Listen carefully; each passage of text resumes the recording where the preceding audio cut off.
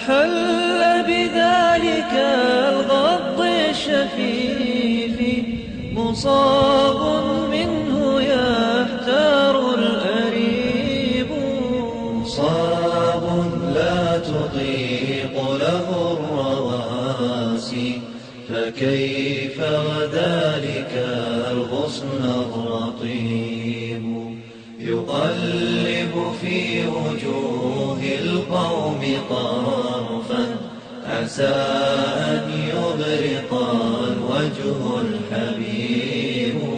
يلوك جراحه أين المداوي وأين الحضن والصدر الرحيب، ينادي في حنايا الدار بابا فلا أحد يرد ولا يجيب، ويسأل أمه طال انتظاري وطال بوالد الحان المغيب، أجيبيني أحقا أن بابا سيأتي واللقاء غدا قريب.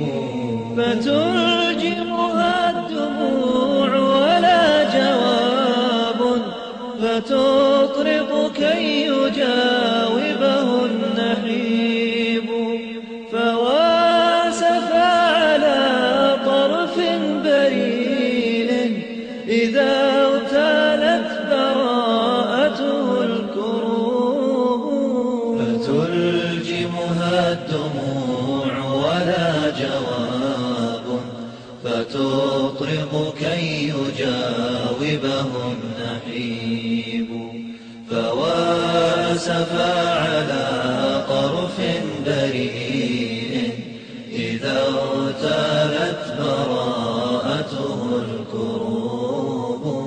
فتلجمها الدموع ولا جواب، فتطرق كي يجاوبه النحيب، فواسف على طرف بريء إذا اغتالت براءته الكروب.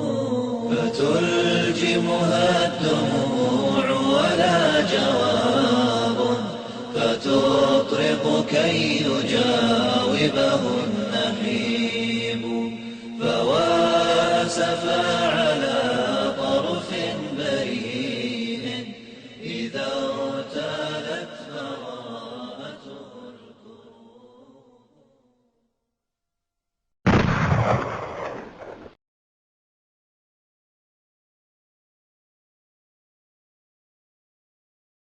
أرى في مقلتيه دموع شوق تذوب لها المشاعر والقلوب، أحل بذلك الغض الشفيف مصاب